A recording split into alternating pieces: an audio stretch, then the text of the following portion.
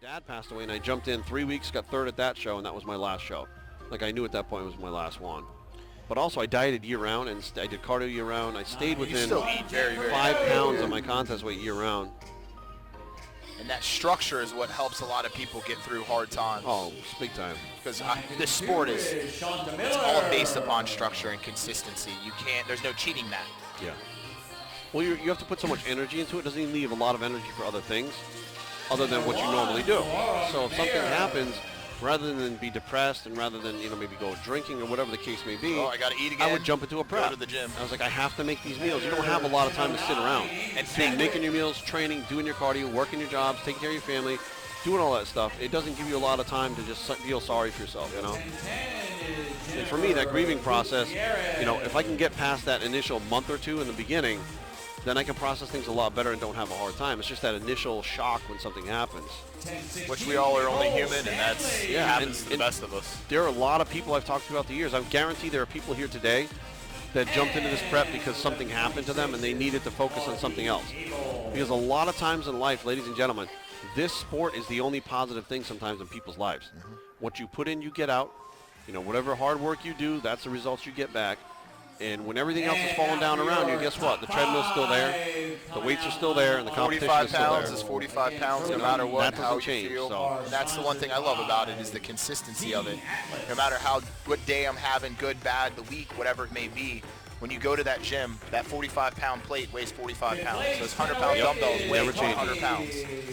It's the one consistent thing in my life from gym to gym to gym. Now, I do hear if you go to MedBrain's Powerhouse, their 45-pound plates are actually like 47 pounds. Oh, they really? True story. I was watching a video on that, I believe. I should ask Steve when he was here. Funny you say that. So when I grew up at World Gym, it's no longer there. I used to go back from Virginia and visit, go back to World's train, see my boys and stuff. Everything felt like 20 pounds heavier. Yeah, and I'd be like, this is the heaviest gym in the world, right? And I'm wondering now, after you said that, if some of them just weren't calibrated and they were... So a 45-pound plate, depending on what manufacturer you buy it from, could have anywhere from a 5 to 7.5, sometimes 10 tolerance. What does that mean, tolerance? Percent. So 5% of 45 pounds is, do the math. Okay. So they could have a tolerance as their cast iron or molds or whatever they are as they're making the plate. It's somewhere in that 5 percentile range, and they can still improve it. So technically, a plate could be 5% heavier than a 45-pound plate. I wasn't being a knucklehead. It was true. All right, it here really we go. Is true. Shout out to Gary Unit for this one. Also, huge thanks to the NPC and the IFBB, Jim Mannion, Tyler Mannion, JM Mannion, the Mannion family. Thank you for making this possible. E-Class and 11 Dakota. E-Class 1024, Diana Rivera, and your F-Class 974. Casey Gardner. All right, let's see here. 995 995's looking good from that midsection. I'd say 1024 also looks really good. 995 right now just pops to me. See that? They look like when they turn around. Because some of them look a little bit hard. Oh, she's walking. I'm not waiting for you guys. Hey. I pick her to win. Yeah. She went on her own. I pick her. So a couple of them are a little bit hard, a little bit muscular. I mean, they were good enough to take their classes, but here I think we're going to look for something a little bit softer. Not necessarily softer, but a little like leaner, as in not muscle-wise, but not as round and full.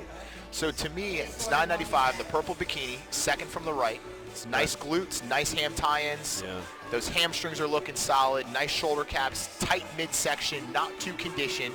But she is looking a little hard on those quads. But if you look at some of the other ladies, there is a little bit of hardness up there as well. 974. And they're already done. 974, to me, structure-wise, looks like Ashley Kaltwasser. She looks like a pro. And She's Ashley tall, she's got the long arms, the long legs. I think she won 6 shows this year so far. Ashley? Who, that girl? No, Ashley. Wow. Ashley. It's like she's not qualifying. She's just stacking trophies. Okay. But, yeah, I think she has the overall bikini look. She's not as muscular as thick. Okay. And if we get this wrong, put a disclaimer out there. It's because the TV's really blurry. It's going in and out. 974. Bring it. Let's see it. And let's bring that. They came up with that decision pretty quick, too. Yeah. To me, as soon as I looked at her, I thought, for hands down. Masters Bikini 35 and over division. Trophy sponsored by our sponsor, Team Atlas. And it's going to go to 10-11. Wow, 10-11. Okay. Yeah. The one that went walking by herself. The original one I picked. Yeah. Should have stayed with my original pick. So once again, all of those ladies have won their pro cards. At this point, she has the bragging rights to say that she won the 2021 NPC North Americans, the largest North Americans the NPC has ever had here in Pittsburgh. She's the overall Masters She 35 wins plus. Masters 35 plus. But she looks like she's 20 years old. She looks so young. Dude, It's you great. checked her in, brother. I know. Check her ID. Check everybody's IDs. I trust no one.